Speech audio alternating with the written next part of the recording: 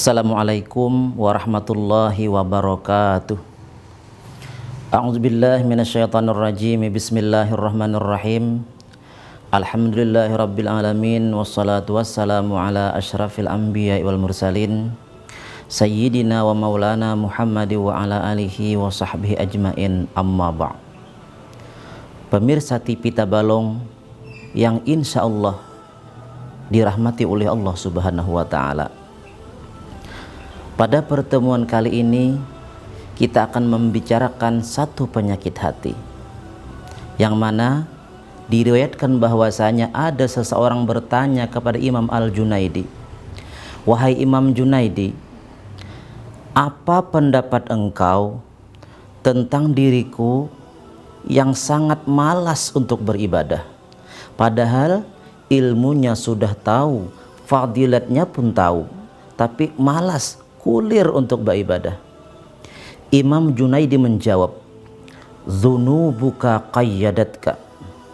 Dosa engkaulah yang mengikat engkau. Jadi karena dosa itulah yang membuat kita malas untuk melaksanakan satu kebaikan. Kemudian Imam Syafi'i juga pernah bertanya kepada guru beliau yang bernama Al-Waqi', "Wahai guru, apa pendapatmu tentang aku yang sulit untuk menghafal?" Imam Waqi' menjawab, "Tinggalkanlah segala bentuk kemaksiatan." Hadirin sekalian rahimakumullah. Nah, jadi maksiat itu bisa membuat kita malas untuk beribadah, sukar, sulit untuk menghafal pelajaran, dan bisa membawa kepada kita kepada maksiat yang lain. Oleh karena itu, ma'rifatul ma'asi wajibatun. Mengenal bentuk-bentuk kemaksiat itu hukumnya wajib. Mengenal apa-apa saja bentuk maksiat hukumnya wajib, supaya kita bisa menghindari yang namanya maksiat. Jadi kita harus kenal dulu apa-apa saja maksiat itu. Kemudian apabila hati kita sudah bersih daripada kemaksiatan, kita menghindari, kita mengurangi misalnya. Jadi mengurangi itu pun sudah luar biasa. Kalau meninggalkan seluruhnya, nah kita tidak bisa, karena yang terhindar daripada dosa itu cuma Nabi yang maksum. Kita semuanya berdosa. Tapi kita berusaha bagaimana supaya membersihkan hati. Bila kita hati bersih daripada maksiat, insya Allah taufik hidayah dari Allah untuk melaksanakan kebaikan akan terbuka kepada kita. Apabila tidak kita bersihkan hati kita, maka itulah mungkin yang menghalangi kita untuk berbuat kebaikan. Pada pertemuan kali ini kita akan membicarakan suatu penyakit atau maksiat hati. Karena maksiat itu terbagi kepada dua. Ada maksiat zohir, ada maksiat batin atau maksiat hati. Maksiat batin jauh lebih berbahaya daripada maksiat zahir. Nah, kenapa lebih berbahaya? Karena itu letaknya di hati. Hati kita mahallu nazari Rabb. Ini tempat pandangannya Allah Subhanahu wa ta'ala. Nah, jadi membersihkan hati itu jauh lebih utama. Pada pertemuan kali ini kita akan membicarakan satu penyakit hati, yaitu banyak bicara atau penyakit yang timbul dari lidah. Kenapa penyakit yang timbul dari lidah ini disebut dengan penyakit hati? Karena dampak dari lidah itu letaknya di sini, di hati kita. Kita ngomongin orang-orang sakit hati di hati. Kita mendustai orang. Nah, jadi itu pun di hati juga orang sakit hati. Makanya penyakit atau maksiat yang timbul dari lidah disebut dengan penyakit hati. Pemirsa TV Tabalong rahimakumullah, tentang penyakit hati ini Rasulullah sallallahu alaihi wasallam pernah bersabda, "May yatawakkal li bima baina lihyaihi wa rijlaihi atawakkalu lahu bil jannah." Barang siapa bisa menjamin, kata Nabi, bagiku dengan barang yang antara dua tulang dagu, yaitu mulut, dan barang yang antara dua kaki, itu kemaluan. Atawakkalu lahu bil jannah, niscaya aku jamin, kata Nabi, orang itu masuk surga. Jadi siapa, ujar Nabi, bisa menjamin kepadaku nih lubang yang antara dua tulang dagu atau mulut dan lubang yang antara dua kaki atau kemaluan, dua yang berlubang ini, siapa bisa menjamin tidak mengerjakan dosa, aku jamin, kata Nabi, masuk surga. Kenapa bisa seperti itu? Nah, karena dari dua lubang inilah kebanyakan dosa itu timbul. Dari lidah, banyak maksiat yang timbul daripada lidah kita. Bahkan Al-Imamul Ghazali dalam kitab beliau yang bernama Afatul Lisan membicarakan spesial tentang penyakit-penyakit lidah, bahwasanya maksiat yang timbul dari lidah ada 20 macam. Bayangkan, ada 20 macam maksiat yang timbul daripada lidah kita ini. Makanya Allah Subhanahu wa taala memberi isyarat kepada kita, lidah ini letaknya di dalam. Sudah di dalam, dipagar dengan gigi, kemudian dilem dengan bibir, supaya yang namanya lidah ini tidak sembarang digunakan. Dan lagi kata Nabi, barang siapa bisa menjaga lidahnya, niscaya selamatlah dirinya. Salamatul insan fi hifzil lisan. Selamatnya manusia tergantung pada pandainya menjaga lidah. Dimanapun kita berada, kalau pandai menjaga lidah, insya Allah kita akan selamat. Tapi apabila kita tidak menjaga lidah, dimanapun kita berada, kita akan bermusuhan dengan orang lain. Makanya kata pepatah, bali lihat sebelum bajajak, banganga sebelum baucap. Artinya jangan sembarangan digunakan lidah ini. Tapi yang namanya orang pamandir, nah kada kawai, biar sudah apa di dalam letaknya lidah, dipagar dengan gigi, dilem dengan bibir. Tapi yang namanya pamandir kada kawai lah. Ada orang pamandir biar, yang namanya pamandir, orang hanya datang haji, bailangan orang nih, pas bailangan orang anak mendengar kisah Makkah ya Pak, sekalinya kada sawat lagi orang berkisah nang datang haji tadi, nang pamandir nama elang ini berkisah aja mau orang jurang pian kisah Makkah nih tahun berapa, jurang pian naik haji, aku di sini ujar haji anu juga, kada haji juga ya lah. Nah jadi napa, jangan kita sembarangan apa dalam berkata-kata, jagalah lidah kita untuk selalu berucap yang baik.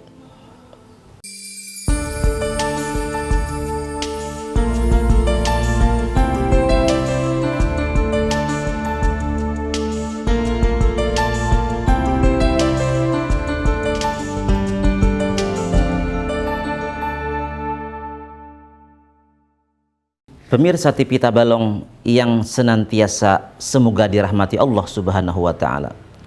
Kemudian Rasulullah sallallahu alaihi wasallam juga bersabda, kata Rasulullah, "Man katsura kalamuhu katsura saktuhu, wa man katsura saktuhu katsurat dzunubuhu, wa man katsurat dzunubuhu fannaru aula bihi."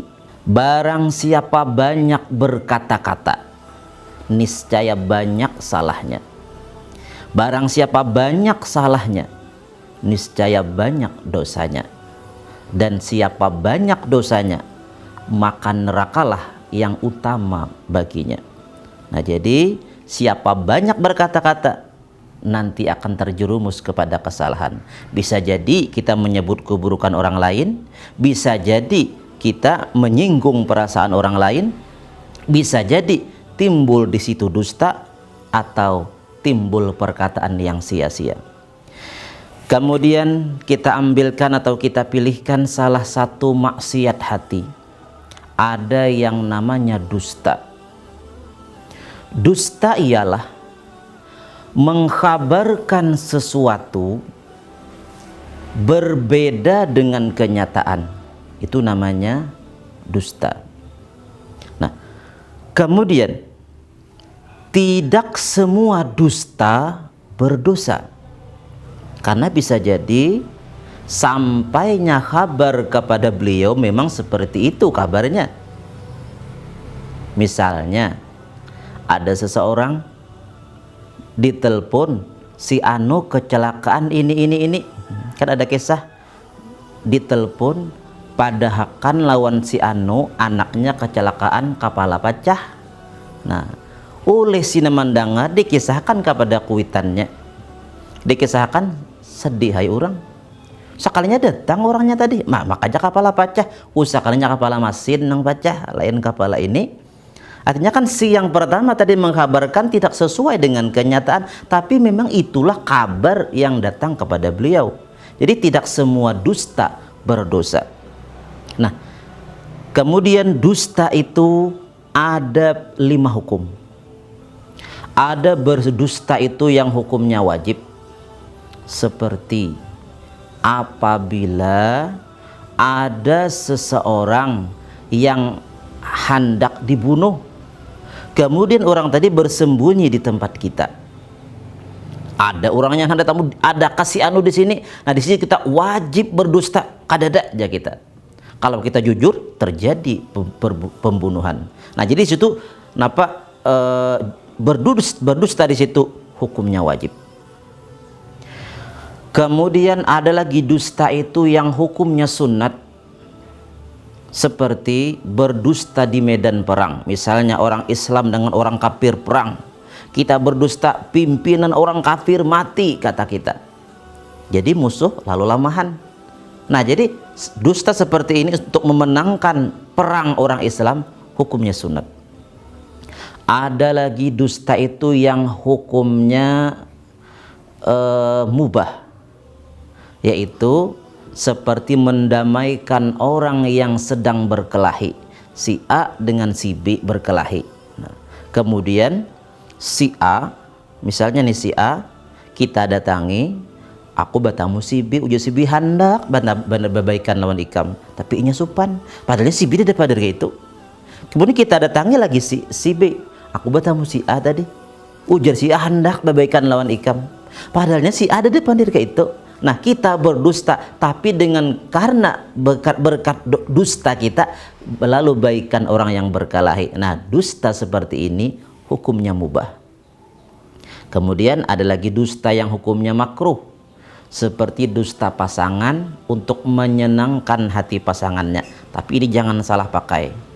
Misalnya si istri memasak sesuatu, jadi istri nyamankah masakan ulun, pas nang laki marasai masin misalnya. Si suami boleh berdusta, nyaman benar masakan ikam. Nah, untuk menyenangkan hati pasangan boleh, tapi tadi makruh. Atau sebaliknya, si suami membelikan istrinya baju, kebetulan istrinya melihat baju tadi kainnya kasar, potongannya norak. Nah, si istri boleh berbohong untuk menyenangkan hati suaminya. Bagus benar tukaran pian. Tetangga kita di bisi nang ini misalnya nih, himung nalaki, padahalnya di hati nang bini aja nang bini ini.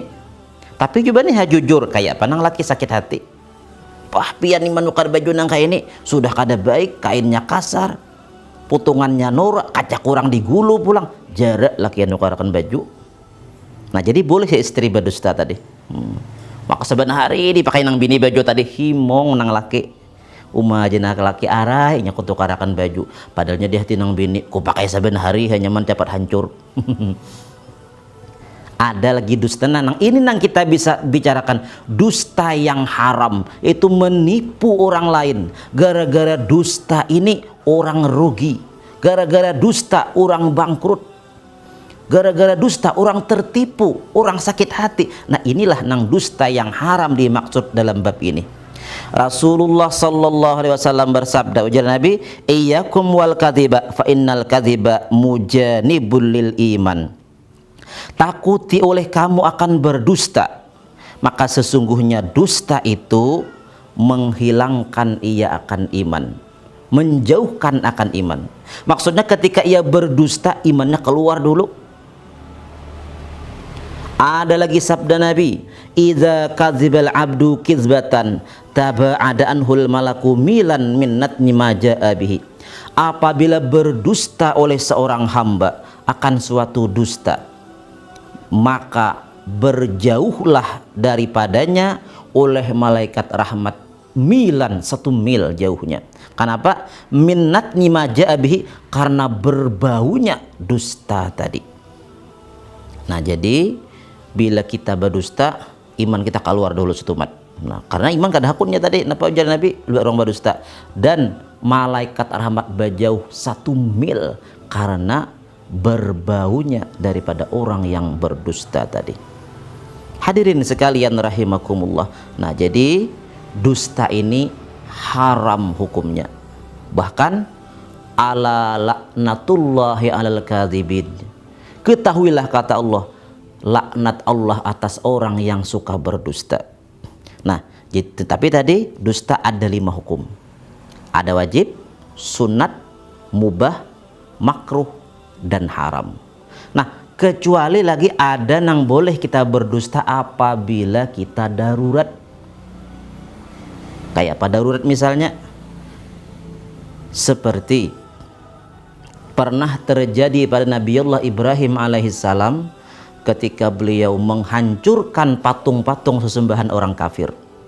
Letakkan beliau kapak di bahunya yang paling besar. Ketika orang bertanya, apakah engkau yang menghancurkan ini kapak, apa ini patung? Beliau Nabi Ibrahim menjawab, itu nang paling ganar, itu nang paling ganal. Artinya itu nang paling, itu bujur nang paling ganal, artinya lain itu nang menghancurkan lain. Jadi apakah engkau menghancurkan kapak? Jawaban Sidin, itu nang paling ganal. Nah, jadi kalau kita darurat boleh seperti ini. Kalau bahasa Arabnya ngarannya tauriyah.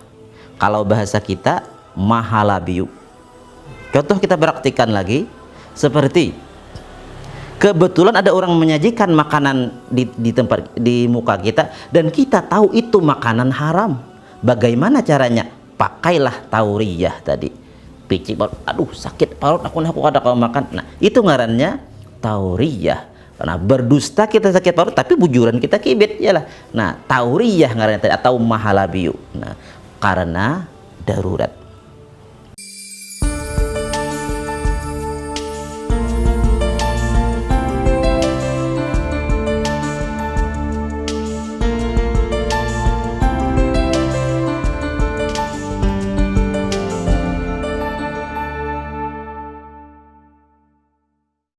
Pemirsa TV Tebalong yang berbahagia, kemudian sebagian dari penyakit yang ditimbulkan oleh lidah adalah ghibah. Kalau bahasa kita orang Banjar, menyebut keburukan orang lain atau manguyai keburukan orang lain.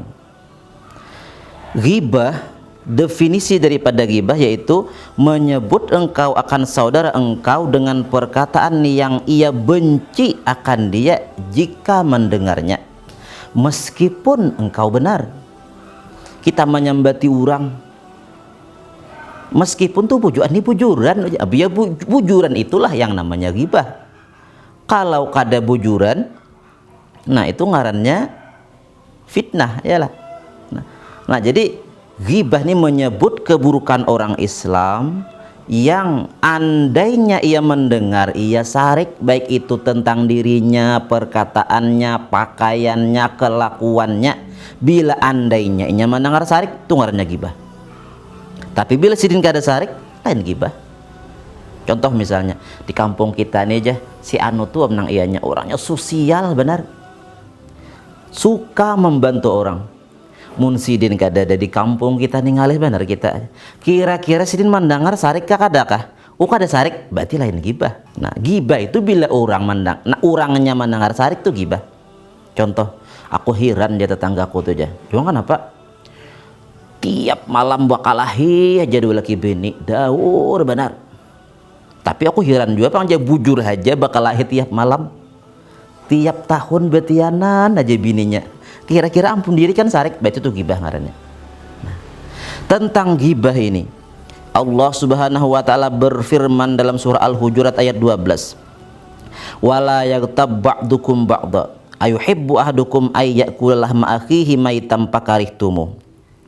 Jangan menggibah oleh sebagian kamu akan sebagian.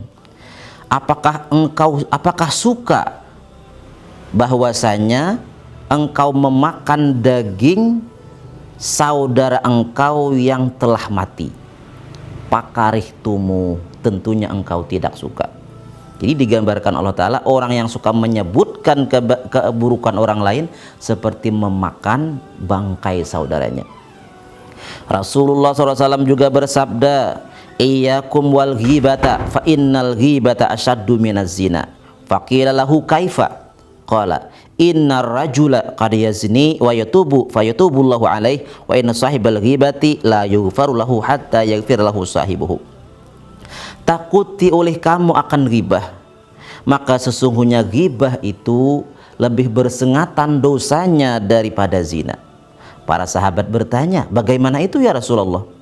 Kata Nabi, orang yang berzina kalau ia bertobat kepada Allah diterima taubatnya.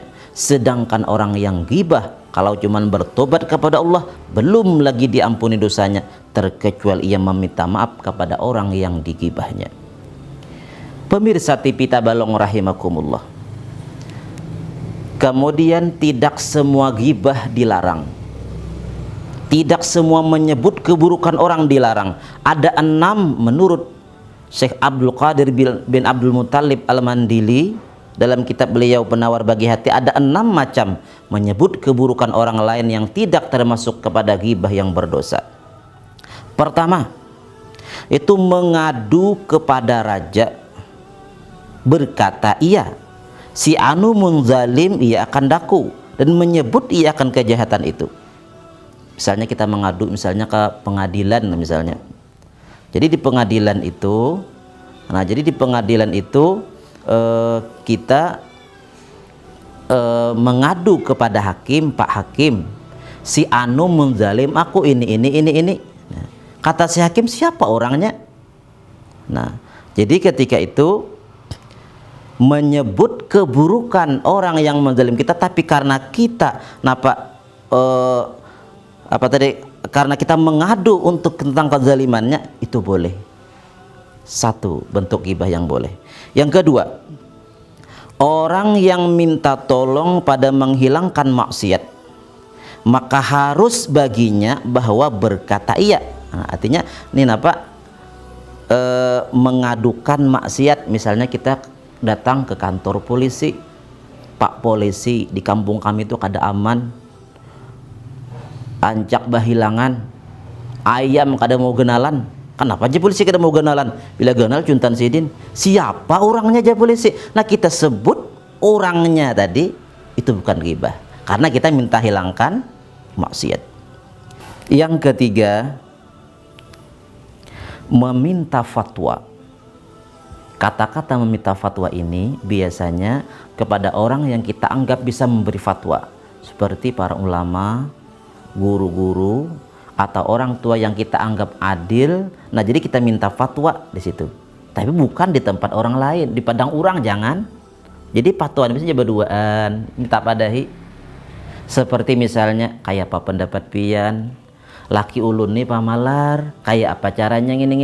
Nah, jadi kan menyambat laki pamalar tapi minta fatwa. Kenapa garang aja tuan guru? Bolehkah ulun mencuntan duit sidin karena sidin pamalar ulun kalaparan? Jadi karena minta fatwa menyebut keburukan suami boleh, tapi jangan pada orang tadi ngarannya ghibah. Nah, bolehkah kada kira-kira mencuntan duit laki tapi lakinya kada mengungkusi bang? Nah, jadi jawabannya karena suami itu wajib mengungkusi bini, bila kada cukup nafkahnya duit aja si istri boleh mengambil sekedar untuk ongkos ia hidup. Nah, karena memang si suami wajib mengongkosi bini. Nah, tapi kada boleh berlebihan sampai kawan nukar baju. Nah, itu kada boleh si istri tadi. Kemudian yang keempat, yang tidak termasuk kepada ghibah, yaitu untuk menyelamatkan orang Islam yang lain. Misalnya ada seseorang laki-laki mencari istri yang baik, kebetulan yang dicarinya itu tetangga kita. Ujarinya, baikkah bibinian di samping rumah pian? Kita tahu ini perempuan tiap malam berjalanan, berganti-ganti lakian. Nah, kita boleh jujur menyambat keburukan inya tadi. Nah, kenapa? Untuk menyelamatkan orang Islam yang lain. Kasihan orang nak mencari bini yang baik. Tapi mungkin kita kada jujur, baik, kasihan inya kaina. Nah, jadi boleh menyebutkan tadi untuk menyelamatkan orang Islam yang lain. Kemudian yang keenam, yang kelima, ada orang yang masyhur dengan sebutan itu. Misalnya orangnya ini kebetulan picak di kiau si icak, nah boleh. Nah, jadi boleh, kenapa? Karena memang masyhur, tapi sidinnya sanang aja, mun sidinnya sarik, nah tuh kada boleh. Nah, jadi kada boleh kalau si sidinnya tadi sarik. Misalnya dulu adik orang di kiau uncit. Kenapa sidin uncit? Tapi sidinnya sanang aja, kada jadi masalah. Tapi mun sidin sarik, nah tuh kada boleh. Nah, kemudian yang terakhir, yang keenam, orang yang menampakkan sendiri maksiatnya, terang-terangan maksiat atau keburukan sidin dikisah-kisahkan sidin ke orang lain, boleh kita menyebutnya. Kenapa? Sidinnya sendiri menampakkan maksiat itu. Siang hari bulan Ramadan, orangnya laki-laki, baru ku tengah jalan sambat ya kada apa-apa. Kenapa? Karena memang sidin sendiri yang menampakkan maksiatnya. Nah, itulah bentuk daripada maksiat-maksiat yang ada di lidah. Sebenarnya banyak ya, tadi 20 macam. Hari ini cuman 2 yang bisa kita bicarakan. Semoga kita bisa menjaga lidah kita ini daripada hal-hal yang tercela tadi, sehingga kita termasuk kepada yang dikatakan Nabi tadi, siapa bisa menjamin 2 lubang yang sering mengerjakan dosa, nah niscaya kata Nabi, ku jamin masuk surga. Semoga kita semua selamat dunia wal akhirat. Amin ya rabbal alamin. Wallahul muwafiq ila aqwamit thoriq. Wassalamualaikum warahmatullahi wabarakatuh.